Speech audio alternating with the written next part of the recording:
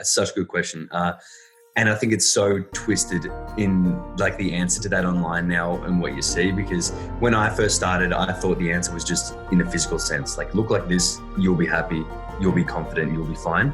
That's half the battle. Like if you can look better, it's good and it's going to do it for you. It's going to help. But I feel like if you don't address, and I've said this before, if you don't address like the reasons of why you struggle with self-esteem, then you're always going to have them.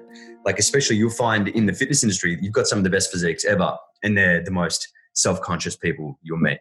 You know, there's these girls that look incredible and they're like hate themselves because they never really have that conversation with themselves of like, should I be valuing myself on my abs or something bigger than that? So I like to tell people to have goals and like aspirations of what you want to look like, get your body, get your confidence there. There is some kind of superficial element to it because everybody wants to look good and it helps. But I really want to emphasize to like, especially the young guys out there, that you can't value that shit all the time. You know, you're not going to have abs forever.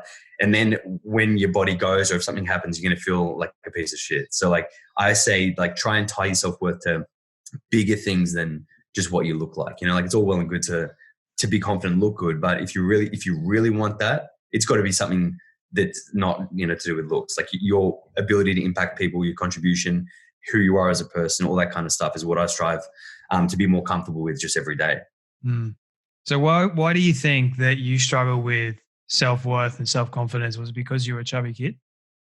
Yeah. Because I didn't have that body that like, even just a skinny kid with abs, you know, like a kid, you forget kids just want that. And if they don't have it, it feels like it's very embarrassing, you know, it's very like, it just affects them and nobody would really know it because you just think, oh, kids are young, they probably don't care. And it's like a lot of them most of them do. Yeah, I noticed like there's 13, 14-year-olds hitting the gym now, trying to build muscle and, you know, trying to get into fitness, so to speak. It's all superficial. It's all to look a certain way to impress people. I know because I fell into that trap as well, but even more so to like 2016, I got into CrossFit and I was like, these guys have got like rocking bods. I want that too because then apparently I'm going to get the girls. Didn't end up working out like that because I had like zero confidence in who I was as a person.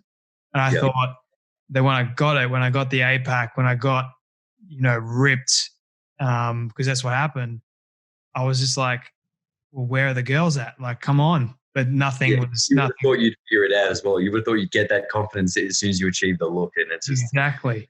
It's just not like that. It's something deeper though. Like you've got to actually figure out, who am I? I've got to figure out like what is my purpose? What's my identity, so to speak. And it's not 100%. Really found. Like the body helps, but like you said, the looks fade. You're not going to have the six pack all the time. You know, I'm getting older. I'm like 24 now. And I've noticed like it's a lot harder. Your metabolism starts slowing itself down over time. Like when you're a young kid, you can eat whatever you want. And you've got the genes, so be it. Like do you get, I don't know if this happened to you, man, but when you're growing up, did you used to get jealous of people that were like, they could eat whatever they wanted, eat total rubbish and still keep the six pack? Didn't understand. Yeah. Like, because I love food as well. Like I really love food, have my whole life. So I was always like, how is this a thing? Like just didn't get it. It's just, it wasn't fair. But now like everything that, you know, with fitness, with business, the whole thing, all of that for me, I realized that, okay, my purpose is really to help people. So what I want to ask you, Zac, is what's your purpose and where did you find it?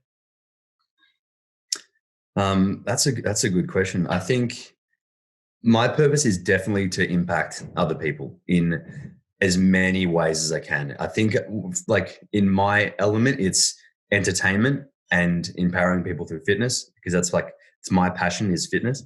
But I also really love to entertain people. Like, so that's kind of like, I found my little crossover with like, you know, just combining knowledge and entertainment as well. So that's my biggest thing. So that's what drives every piece of content, every single thing that I'm doing every day is that purpose. Do you ever get sick of it? No. I get sick of little bits of it. Like maybe if I'm doing something that's repetitive, little mundane tasks, but I'm lucky that I have so many like ways to diversify. Like if I'm say filming YouTube videos, I'm not filming the same video every time. It's like, it's always so different. It forces me to be creative and think about things, get better at the craft of actually making videos too. That's a big one that takes a lot of time and is fun too. So I guess it's different enough every day that I'm like happy to keep doing it.